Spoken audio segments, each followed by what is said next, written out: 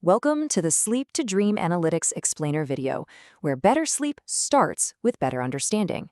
There's a fascinating and surprisingly common thing that millions of us do every single night, completely unconsciously. And it can have some very real consequences on our waking lives. We're talking about sleep bruxism, or as you probably know it, teeth grinding. And let me tell you, the story behind what's really going on is probably not what you think. Does that sound familiar at all? Yeah, if it does, you are definitely not alone. These are the classic calling cards of this mysterious nightly habit. But what if I told you the answer to why this happens isn't in your mouth at all? In this explainer, we're going to uncover what science now knows about the real source, your brain. Okay, so to really get to the bottom of this, we have to start with the basics. What exactly is sleep bruxism according to the experts? Let's get a clear scientific handle on what we're actually talking about here. So, according to a recent international consensus, bruxism is this repetitive jaw muscle activity. Now, here's a key distinction. It can happen when you're awake, that's called awake bruxism, or it can happen while you're asleep, which is sleep bruxism. For our purposes today, we're focusing squarely on what happens after the lights go out. And this right here is why it's so critical to understand. Just look at these numbers. Depending on the study, a massive slice of the population, anywhere from 8 to 31%, reports grinding their teeth at night. To put that into perspective, that could be nearly 1 in 3 people.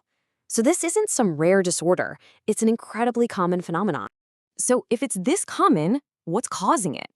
Well, for decades, the answer seemed pretty simple, and it was rooted in the pure mechanics of the mouth. Let's dig into the theory that dominated the conversation for years and years, the bad bite theory.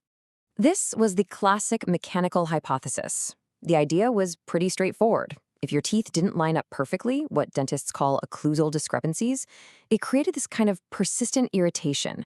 That irritation would then supposedly send a signal to the brain, which would trigger the grinding, almost like your body was trying to sand down the rough spots on its own. So the logical cure? Simple.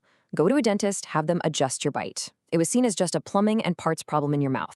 But as scientific methods got better and better, that entire theory just started to crumble.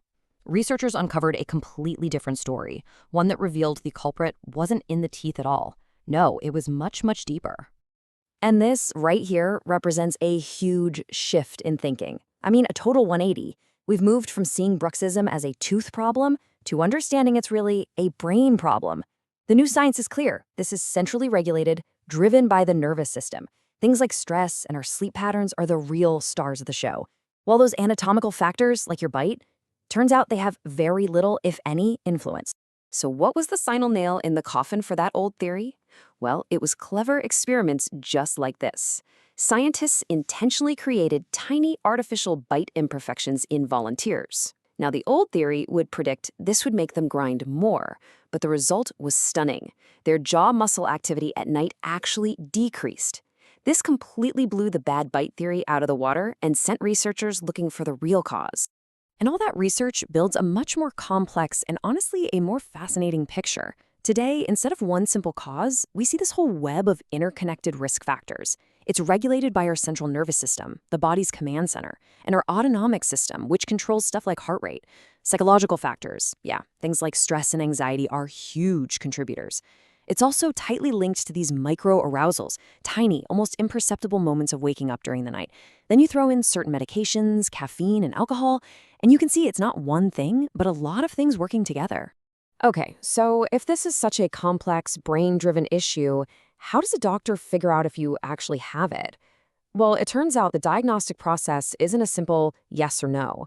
It's more like a grading system, with different levels of certainty ranging from possible all the way to definitive.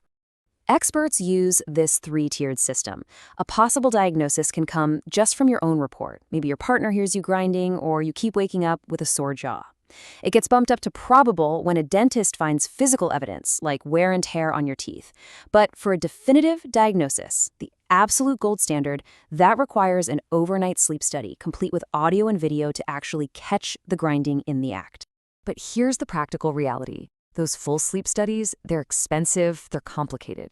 Because of this, a truly definitive diagnosis is actually pretty rare. For the vast majority of people, the diagnosis is going to land in that possible or probable category, based on their symptoms and a good clinical exam. So why does any of this actually matter? I mean, if you grind your teeth but have no negative side effects, is it even a problem? Well, let's look at the potential consequences, because this is what really determines whether you need to do anything about it. The impact of sleep bruxism really runs the gamut. For some people, honestly, there are no real problems. But for others, the consequences can be severe. We're talking major wear and tear on teeth, chronic morning headaches, persistent jaw pain. You can even be waking up your partner with the noise. It's when these things start to negatively affect your quality of life that management becomes absolutely essential. And this brings us full circle. This quote from the research is incredibly powerful. It states point blank that sleep bruxism cannot be cured by messing with your bite. The underlying activity, the one that starts in the brain, is going to persist. This really drives home the modern view. Management, with things like mouth guards or stress reduction, is all about controlling the damage and the symptoms, not curing a behavior that's being driven by your central nervous system. So this leaves us with a pretty fascinating final thought. If teeth grinding isn't just some random mechanical issue, but a complex signal tied to our nervous system, our stress, and our sleep, what is it really? Maybe it's a physical message from our inner world, one that only comes out in the dead of night. So the real question is, what is your body trying to tell you?